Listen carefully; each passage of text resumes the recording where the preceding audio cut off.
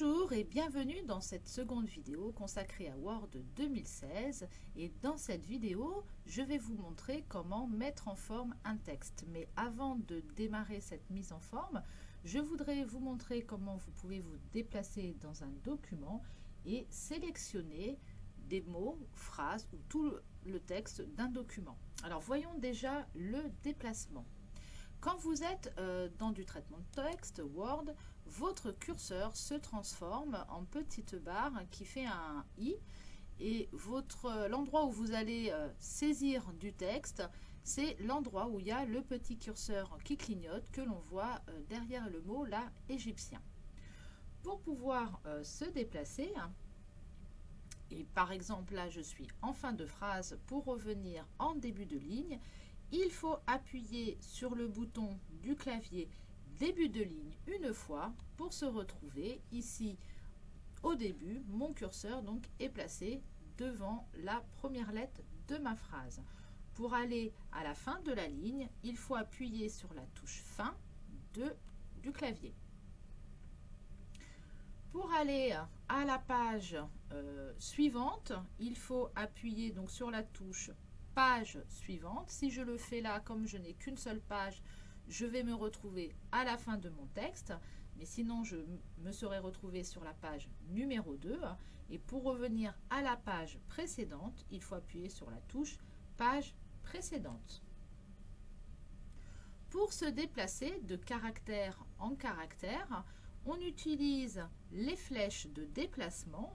Donc là, j'ai mon petit curseur qui est derrière le N de égyptien. Pour aller sur la gauche, j'appuie sur la flèche directionnelle qui va sur la gauche. Pour aller à droite, la flèche directionnelle qui va sur la droite. Pour aller sur les caractères du dessous, j'appuie sur la flèche du bas. Voilà. Pour aller sur les caractères du dessus, sur la flèche du haut.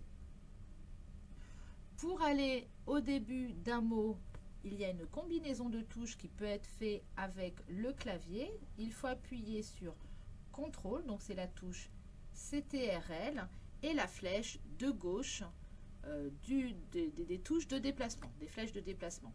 Pour aller à la fin du mot, je reste appuyé sur la touche CTRL de mon clavier et j'appuie sur la flèche qui va sur la droite des flèches directionnelles.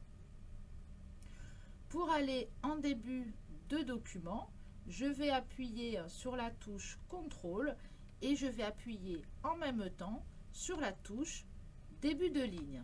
Et là, je me retrouve, donc vous voyez, mon curseur est devant le mot archéologie. Il est monté tout là-haut. Pour aller en début de paragraphe, si je me mets ici, j'ai deux lignes, donc je me mets après le point de 1922, j'ai cliqué. Pour me mettre en début de paragraphe, je vais appuyer sur la touche CTRL et la flèche directionnelle du haut. Je me retrouve donc tout au début de ce paragraphe-là, devant le D. Pour aller à la fin de mon paragraphe, j'appuie sur la touche CTRL et la flèche du bas et je vais me retrouver sur le paragraphe suivant. Pour aller à la fin de mon document, je vais appuyer sur la touche CTRL plus la touche fin de mon clavier et je me retrouve tout en bas de mon document. Donc pour faire des modifications sur la mise en forme de son texte, il va falloir sélectionner le mot, la phrase ou le paragraphe que l'on souhaite modifier.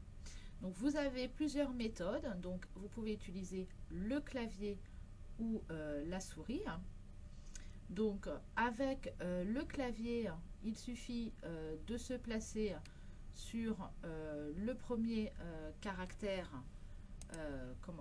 que l'on souhaite. Maintenir la touche Shift enfoncée, donc la touche Shift en fait c'est quand on fait une majuscule, et utiliser les flèches de déplacement. Donc là, voilà, je me déplace avec la flèche qui va sur la droite pour aller de caractère en caractère, et dans l'autre sens, donc la flèche qui va sur la gauche. Vous pouvez également utiliser la touche F8 à plusieurs reprises pour sélectionner un mot, une phrase, un paragraphe ou toute une section ou l'ensemble du document. J'appuie une fois. Là, j'avais déjà quelque chose de sélectionné. En appuyant une fois, j'ai toute la première phrase de sélectionner. Je rappuie, j'ai tout mon document. Pour pouvoir sortir de ce mode, il faut appuyer sur la touche échappe du clavier parce que sinon, en fait, si vous cliquez, en fait, vous êtes toujours dans le mode F8 et en fait, ça continue à sélectionner. Avec la souris, vous avez la possibilité de sélectionner aussi du texte. Pour cela, il faut se placer devant ce que vous voulez ou derrière le mot que vous voulez sélectionner. On clique, on maintient enfoncé et on passe sur le texte et il est sélectionné. Vous pouvez également utiliser le double-clic sur un mot pour le sélectionner. Je double-clique là sur le mot fouille et ça le sélectionne. Je peux également appuyer sur la touche CTRL de mon clavier et cliquer sur le mot que je veux sélectionner.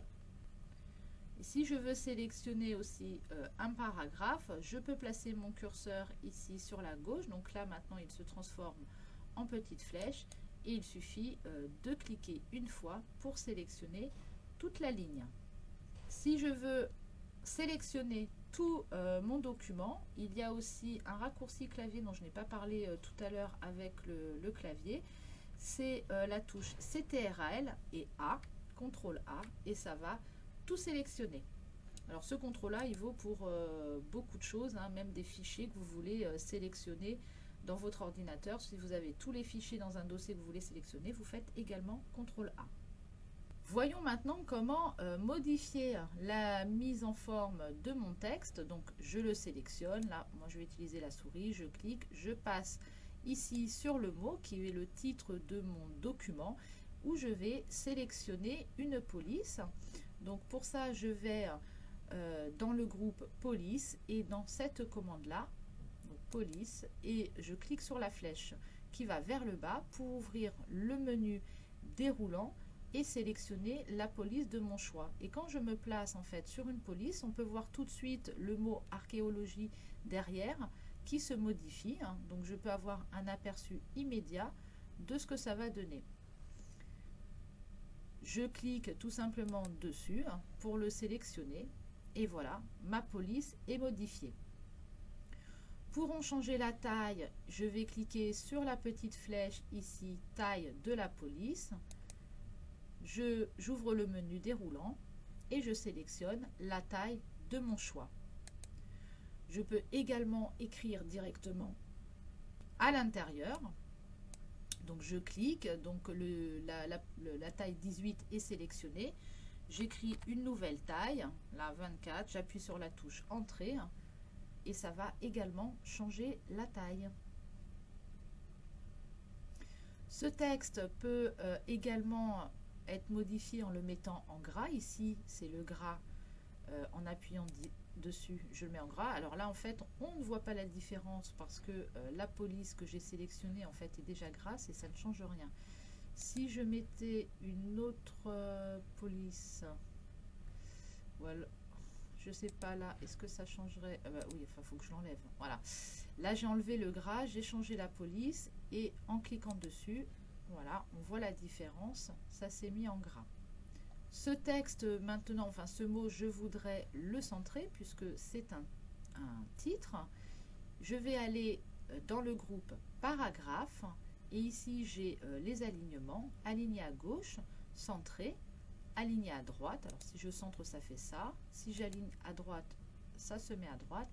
Et ici c'est justifié, on le verra plutôt pour les paragraphes pour que vous voyez la différence. Donc là, je vais centrer mon texte.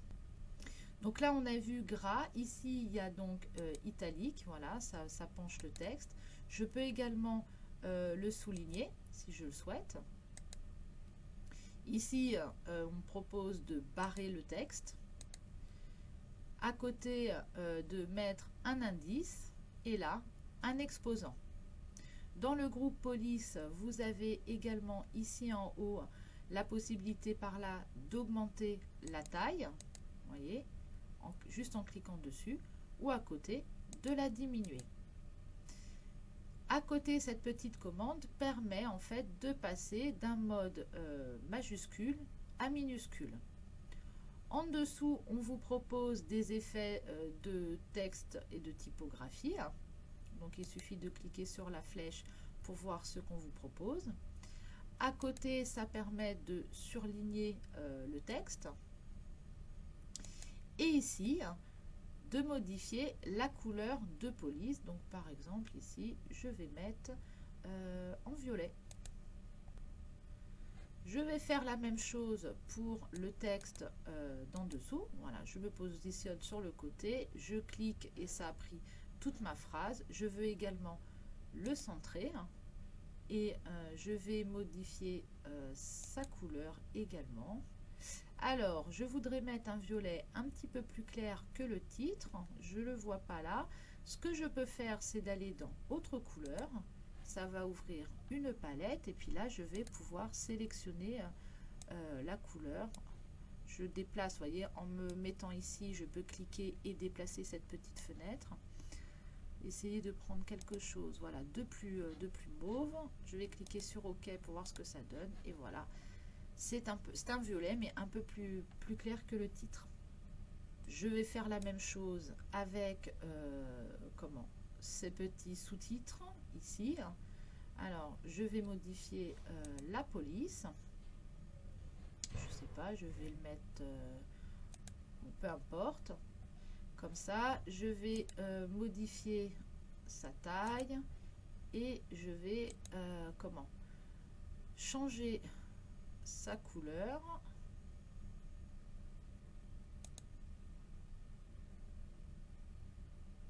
Et je vais le souligner. Je veux reproduire exactement la même mise en forme pour l'autre sous-titre, la momification. Donc plutôt que de repasser, rechercher la police, la taille, souligner et chercher la police, la couleur de police, pardon, je peux ici dans Word 2007 reproduire la mise en forme. Donc mon texte est sélectionné, je clique sur reproduire la mise en forme. Mon curseur se transforme quand je me mets à côté en pinceau. Il suffit de cliquer et de passer sur le texte et il va le reprendre toute la mise en forme. Si j'avais plusieurs sous-titres comme ça et que je voulais continuer dans mon texte à en faire plusieurs, j'aurais double-cliqué. Parce que là, en fait, une fois que j'ai cliqué une première fois, reproduire la mise en forme, en fait, c'est désactivé. Si j'avais double-cliqué dessus, il serait resté activé. Donc, j'aurais pu reproduire cette mise en forme sur d'autres sous-titres. Et puis, il aurait fallu que je reclique après sur reproduire la mise en forme pour le désactiver. Les textes à l'intérieur, donc je vais les sélectionner, je vais les mettre en taille 12, je vais modifier la police, hop, hop, hop, voilà, par exemple je vais prendre celle-ci, et je vais justifier mon texte. Donc justifier le texte en fait ici permet d'aligner les marges à gauche et à droite. Donc si je clique dessus, là vous voyez, bon, la marge de gauche, tout arrive bien au même endroit, mais là on voit bien que, vous voyez, quand il est sélectionné, il y a un petit retrait à la première ligne. Donc je vais cliquer sur justifier, et là donc on voit bien que les marges sont nickel. Je vais faire la même chose pour le reste du paragraphe. Donc je clique, je maintiens enfoncé et je passe sur le texte et je vais justifier mon texte. Je vais mettre certains mots en gras. Donc je vais prendre celui-ci et je vais le mettre en gras. Il y a d'autres mots dans mon texte que je veux mettre en gras également. Et plutôt que d'appuyer à chaque fois sur, de cliquer sur gras, je vais utiliser la touche F4 de mon clavier. Donc par exemple, je veux mettre également celui-là. Je vais faire F4 et vous voyez, ça se met en gras directement. Je vais faire pareil avec ici, livre des morts. Je vais faire aussi avec ce terme-là. Et puis collier de fleurs, voilà, des mots que je veux faire ressortir. Et j'utilise la touche gras et je n'ai pas à appuyer sur gras. Si il y avait un mot, par exemple, voilà, j'avais pris celui-ci, je l'avais mis en gras et en fait je m'aperçois qu'après je ne veux pas, il suffit de le sélectionner, de rappuyer sur gras pour désélectionner en fait cette commande. Dans la mise en forme d'un texte, vous avez la possibilité également de rajouter des puces. Pour ajouter une puce, il suffit de se placer devant le texte. Et ici, donc dans le groupe paragraphe, de cliquer ici sur la petite flèche à puce et on vous propose une petite bibliothèque de puces. Vous pouvez en définir une autre si ce qu'on vous propose ne vous convient pas. En général, c'est les dernières utilisées bien souvent qui apparaissent. En cliquant sur définir une puce, vous pouvez aller rechercher un symbole. Donc vous pouvez aller ici rechercher un autre type de symbole qui vous plairait. Je ne sais pas, par exemple celui-ci. Et cliquer sur OK pour valider. Et à nouveau sur OK. Et donc j'ai ma petite puce qui apparaît. Vous avez également la possibilité, je ne sais pas si vous avez vu quand on était sur définir une puce, tiens, vous voyez, celle que je disais tout à l'heure, c'est en général c'est les dernières, enfin c'est celle qu'on a utilisée, elle apparaît maintenant. Donc si on va sur définir une puce, on peut également mettre une image et aller rechercher une image qu'on aurait dans son ordinateur pour l'utiliser comme puce. Donc là je vais fermer. Donc voilà. Et ici, je vais remettre une nouvelle puce. Alors, si c'est celle que je viens de mettre, je n'ai pas besoin de recliquer sur la flèche. Je clique juste dessus et ça va remettre la dernière utilisée. Dans la partie paragraphe, vous avez la possibilité aussi de mettre une numérotation. Donc, je ne sais pas si on le voit un petit peu légèrement. Si je descends un petit peu comme ça, on le verra mieux. Et en fait, vous voyez, il a compris où étaient mes paragraphes. Et donc, il va le mettre, voilà, 1, 2, voilà, là, avec la parenthèse, en chiffres romains, en lettres, voilà. Je peux également donc ajouter une numérotation, par exemple. Ici, vous pouvez rajouter, pareil, une numérotation, mais qui aurait plusieurs niveaux. Voilà, alors que ça soit des puces ou de la numérotation d'ailleurs. Qu'est-ce que je peux vous montrer encore ici, c'est pour rajouter une trame de fond. Alors si par exemple, je voulais mettre un encadré à mon texte, alors je vais le faire par exemple. Je vais prendre mon titre, je vais lui mettre une bordure. Voilà. Donc, vous avez toutes les bordures que l'on vous propose. Vous avez, en allant dans bordure et trame, vous arrivez dans bordure, pardon, vous pouvez choisir l'encadrement, le style d'encadrement que vous voulez. Donc, par exemple, je vais choisir celui-là, puis on voit tout de suite sur la droite ce que ça va donner. Vous pouvez choisir une couleur. Je vais mettre quelque chose, peu importe, hein, c'est pour que ça soit un petit peu voyant pour l'exemple, pas forcément chercher à être joli. Et puis vous pouvez modifier également la largeur, donc voilà, je vais mettre quelque chose d'un peu plus fin. Je vais cliquer sur OK et j'ai donc une bordure à mon texte. Si on revient là-dessus, bordure, hop, du coup, je n'ai plus de sélectionner, ça prend à l'extérieur, il prend à l'extérieur, voilà. Vous pouvez également mettre une trame de fond, hein, en fait à l'intérieur de votre bordure. Donc par exemple, si je voulais, je ne sais pas, mettre quelque chose, ça va être très moche hein, à mon avis, voilà. Je vais cliquer sur OK. Vous avez aussi d'autres possibilités en fait de griser ici. Je vais cliquer sur OK et voilà, on a un fond.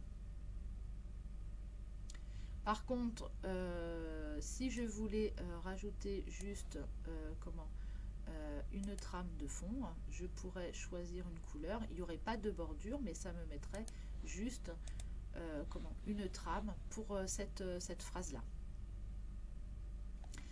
À côté ici, on vous propose différents styles prédéfinis si vous voulez les utiliser. Pour en voir plus, vous cliquez sur la petite flèche ici et vous pouvez vous-même créer un style si vous le souhaitez. Voilà, cette vidéo se termine. Donc on a vu comment modifier la police, la taille, enfin tout ce qui est en rapport avec la police et le paragraphe. Et on se retrouve dans une prochaine vidéo où je vous montrerai comment insérer des images. À bientôt!